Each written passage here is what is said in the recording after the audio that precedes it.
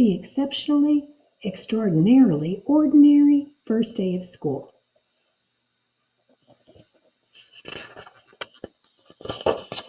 And here we have our title page, the exceptionally, extraordinarily ordinary first day of school. I want you to see all the pages.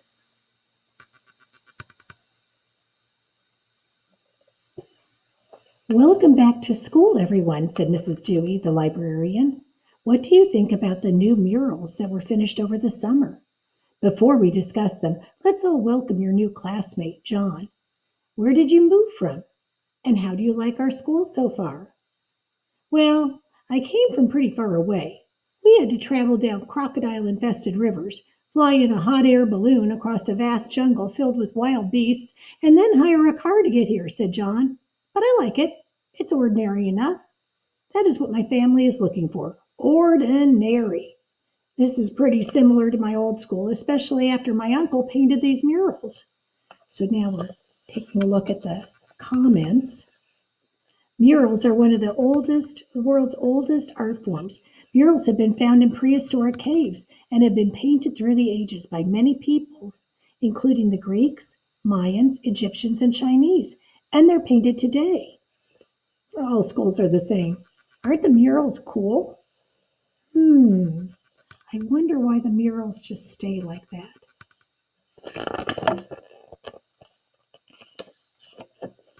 And over here we see a view of the school bus coming in. You can see they're singing, I want fish, hiss, burp, fork. Did he? Asks Mrs. Dewey. They seem so lifelike. Tell us, what was an ordinary day like at your old school?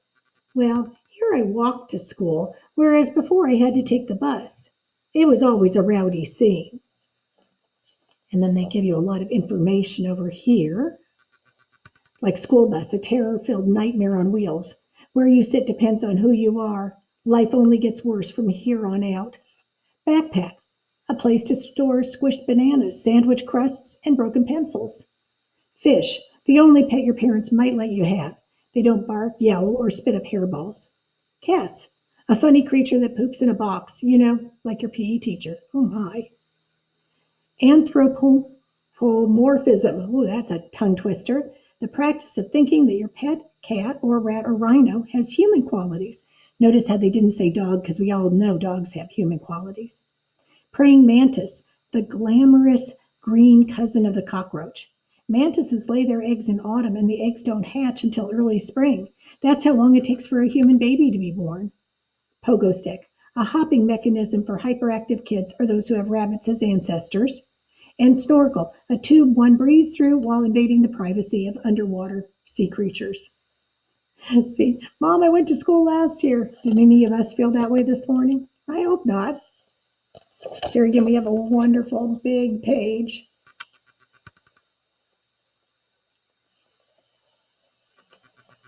And again, they give a lot of descriptions over here. This place looks pretty new, continued John.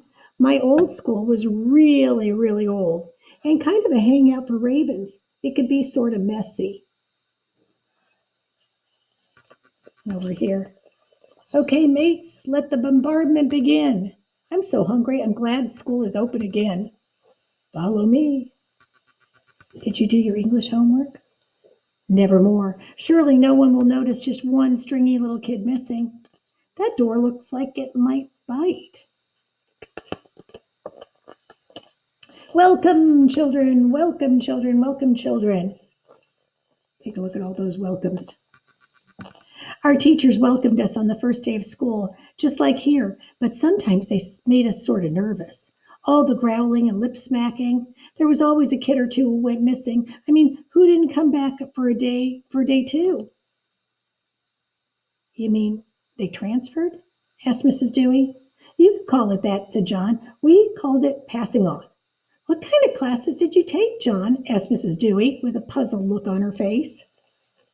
And again, we have these funny definitions at the side. Take a look here.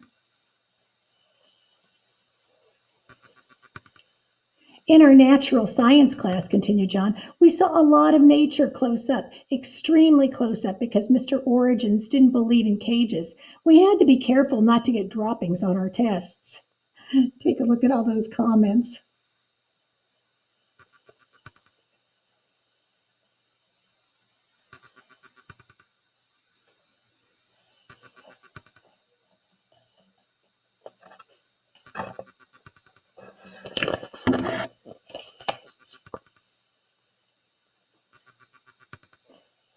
History was my favorite class, said John.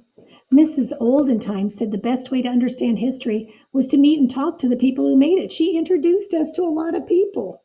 Wow, that is an interesting class. And again, this book has a lot of interesting people for us to look into.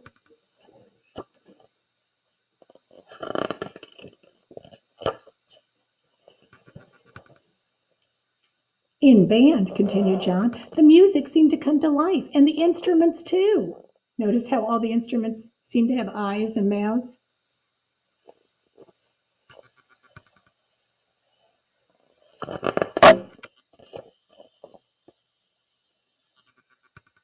And what about the food in the cafeteria? Asked a kid. Delicious, exclaimed John, though sometimes sort of sad because we might eat what we studied in science that day. Oh, that's not a pleasant thought, is it? Take a look at the pictures. And look at today's menu.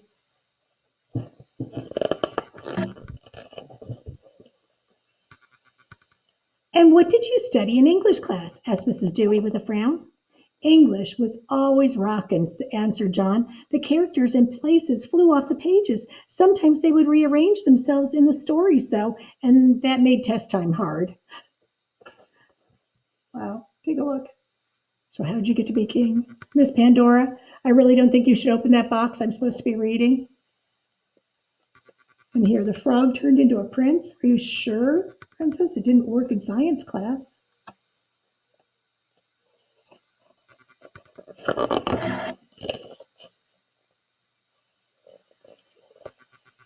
Computer class was pretty basic, said John. Just programming and stuff.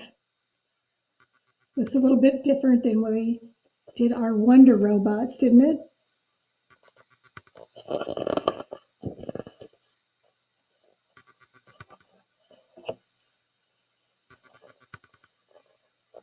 During recess, continued John, we would race horses, bungee jump, and parasail.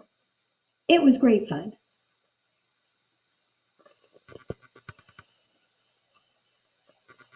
That is an interesting recess.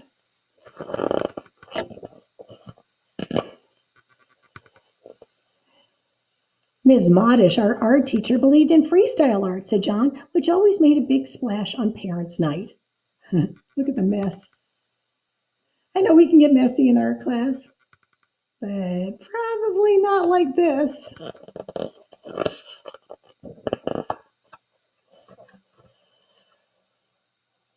Once a year we went on a field trip, said John. We went on one last year, said a girl sitting nearby, to the zoo. Oh, that sounds like fun, responded John. We never went to places with animals or anything interesting like that. Take a look where they went.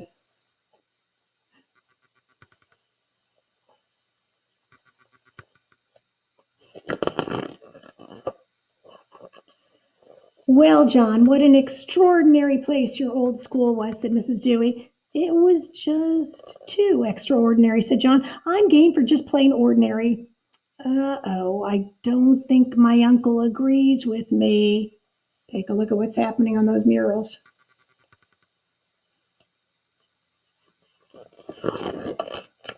When school was out, John walked home just like the other ordinary students, though a lot of them appeared to be running pretty fast. How was your first day, honey? Did they like Uncle Fresco's murals? Asked his mom. They did at first, I think. The librarian wanted me to tell everyone about my old school, said John. Did you tell her in the class what a nice school it was? Asked his mom.